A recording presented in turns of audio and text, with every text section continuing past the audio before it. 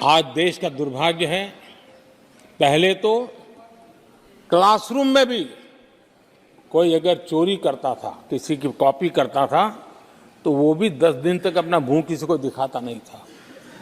आज जो भ्रष्टाचार के आरोप जिन पे सिद्ध हो चुके हैं, जो जेलों में समय निकाल करके पैरोल पर आए, आज वॉशिंग मशीन से भी बड़ा कंधे पे लेकर के महिमा मंडन कर रहे हैं ऐसे चोरों का सार्वजनिक जीवन में।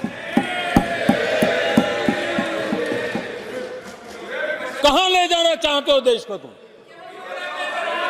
जो सजा हो चुकी है, मैं ये तो समझता हूं कि आरोप जो है उनके लिए तो आप सोच सकते हैं, लेकिन जो गुनाह सिद्ध हो चुका है, जो सजा काट चुके हैं, जो सजा काट रहे हैं, ऐसे लोगों का महिमा मंडन करते हो आप? कौन सा कल्चर और देश की अभावी पीढ़ी को क्या प्रेरणा देना चाहते हो आप? कौन से रास्ते और ऐसी कौन सी आपकी मजबूरी है?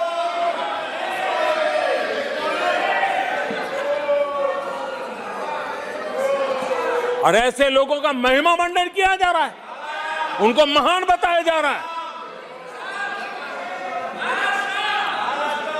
जहां संविधान का राज है, जहां लोकतंत्र है, माननीय अध्यक्ष जी, ऐसी बातें लंबी नहीं चल सकती हैं।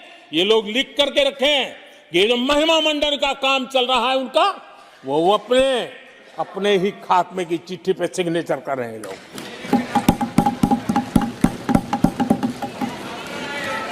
आदरणीय अध्यक्ष जी, जांच करना ये एजेंसियों का काम है। एजेंसियां स्वतंत्र होती हैं और संविधान ने उनको स्वतंत्र रखा हुआ है, और जज करने का काम न्यायाधीश का है। जज करने का काम न्यायाधीश का है और वो अपना काम कर रहे हैं। और अध्यक्ष जी, मैं इस पवित्र सदन में फिर से दोहराना चाहूंगा, जिसको जितना जुल्म मुझ पर करना है कर ले, मेरी भ्रष्टाचार के खिलाफ लड़ाई चलती रहेगी। जिसने देश को लूटा है उनको लौटाना पड़ेगा, जिन्होंने देश को लूटा है उनको लौटाना पड़ेगा। ये मैं देश को इस सदन की पवित्र जगह से वादा करता हूं।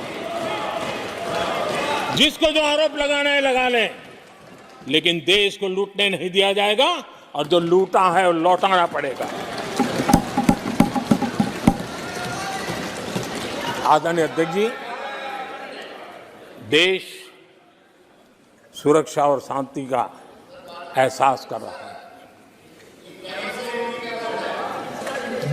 पिछले 10 वर्ष की तुलना में सुरक्षा के क्षेत्र में देश आज वाकई सशक्त हुआ है।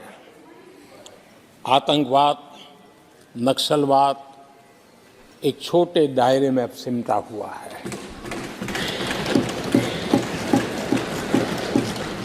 लेकिन भारत की जो टेररिज्म के प्रति जीरो टॉलरेंस नीति है, आज पूरे विश्व को भी भारत की इस नीति की तरफ चलने के लिए मजबूर होना पड़ा। भारत की सेनाएं सीमाओं से लेकर के समंदर तक अपने सामर्थ्य को लेकर के आज भी आगे है। हमें हमारी सेना के पराक्रम पर गर्व होना चाहिए। हम कितना ही उनके मोरल तोड़ने की कोशिश करें, मुझे मेरी सेना पर भरोसा है। मैंने उनके सामर्थ्य को देखा है। कुछ राजनेता सेना के लिए हल्के फुल्के शब्द बोल दें, इससे मेरे देश की सेना डिमोरलाइज होगी। ये सपनों में कोई रहते तो निकल जाए।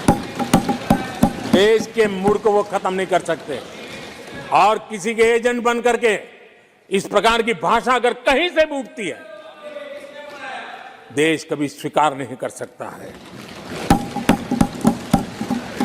और जो खुलेआम देश में अलग देश बनाने की वकालत करते हैं,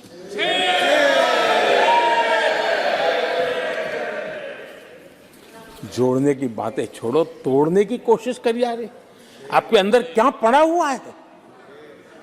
क्या इतने टुकड़े करके अभी भी आपके मन को समाधान नहीं हुआ है? देश के इतने टुकड़े कर चुके हो आप, और टुकड़े करना चाहते हो? कब तक करते रहोगे? आदरणीय अध्यक्ष जी, इसी सदन में अगर कश्मीर की बात होती थी तो हमेशा चिंता का स्वर निकलता था, छिटाकशी होती थी, आरोप प्रत्यारोप होते थे। आज जम्मू कश्मीर में अभूतपूर्व विकास की चर्चा हो रही है और गर्व के साथ हो रही है। पर्यटन लगातार बढ़ रहा है, G20 समिट होती है वहां, पूरा विश्व आज उसकी सराहना करता है। आर्टिकल 370 को लेकर के कैसा हुआ बना के रखा था, कश्मीर के लोगों ने जिस प्रकार से उसको गले लगाया है, कश्मीरी जनता ने जिस प्रकार से गले लगाया है, और आखिर के ये समस्या किसकी देन थी? किसने देश के माथे पर मारा था? किसने भारत के संविधान के अंदर इस प्रकार की दरार करके रखी हुई थी? आदरणीय अध्यक्ष जी, अगर नेहरू जी का नाम लेते हैं तो उनको बुरा लगता है, लेकिन कश्मीर को जो समस्याएं झेलनी पड़ी उसके मूल में उनकी ये सोच थी और उसी का परिणाम है देश को भुगतना पड़ा। जम्मू कश्मीर के लोगों को, देश के लोगों को नेहरू जी की गलतियों का बहुत बड़ी कीमत चुकानी पड़ी है। आदरणीय अध्यक्ष जी,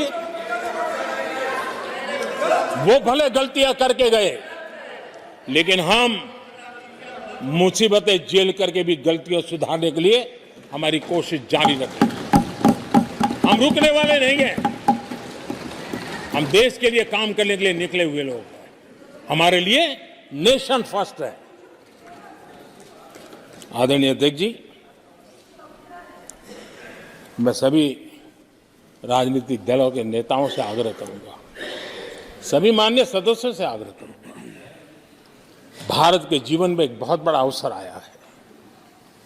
वैश्विक परिवेश में भारत के लिए बड़ा अवसर आया है।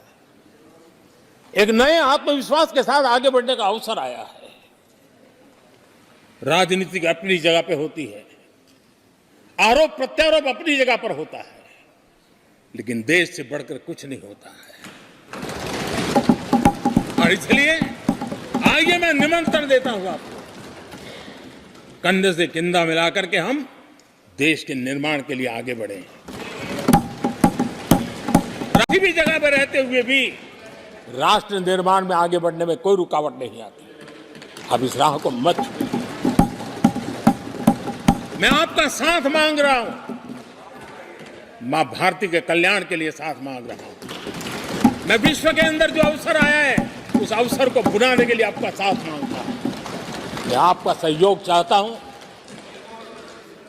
140 करोड़ देशवासियों की जिंदगी को और समृद्ध बनाने के लिए और सुखी बनाने के लिए। लेकिन अगर आप साथ नहीं दे सकते हैं और अगर आपका हाथ ईंटें फेंकने पर ही तुला हुआ है, तो आप लिख करके रखिए, आपकी हर ईंट को मैं विकसित भारत की नींव मजबूत करने के लिए, आपके हर पत्थर को मैं विकसित भारत के जो सपनों को लेकर के आप चले उसकी नींव मजबूत करने के लिए मैं लगाऊंगा और देश को हम उस समृद्धि की ओर लेके जाएंगे। जितने पत्थर उछाल लीजिए, आपका हर पत्थर भारत के समृद्ध, भारत के विकसित भारत के सपने को समृद्ध बनाने के लिए हर पत्थर को मैं काम में ले लूंगा। ये भी मैं आपको विश्वास दिलाता हूं। आदरणीय अध्यक्ष जी, मैं जानता हूं साथियों की तकलीफें मैं जानता हूं, लेकिन वो जो कुछ भी बोलते हैं मैं दुखी नहीं होता और दुखी होना भी नहीं चाहिए, क्योंकि मैं जानता हूं ये नामदार है, हम कामदार हैं और हम कामदारों को तो नामदारों से सुनना ही पड़ता है जी। तो नामदार कुछ भी कहते रहें, कुछ भी कहने का उनको तो जन्मजात अधिकार मिले हुए हैं और हम कामदारों को सुनना होता है। हम सुनते भी रहेंगे और देश को सहजते भी रहेंगे, देश को आगे बढ़ाते रहेंगे। आदरणीय अध्यक्ष जी, आपने मुझे इस पवित्र सदन में आदरणीय राष्ट्रपति जी के उद्बोधन को समर्थन करने के लिए बोलने का अवसर दिया। मैं आदरणीय राष्ट्रपति जी के उद्बोधन को समर्थन देते हुए धन्यवाद प्रस्ताव पर आभार व्यक्त करते हुए मेरी वाणी को विराम देता हूं।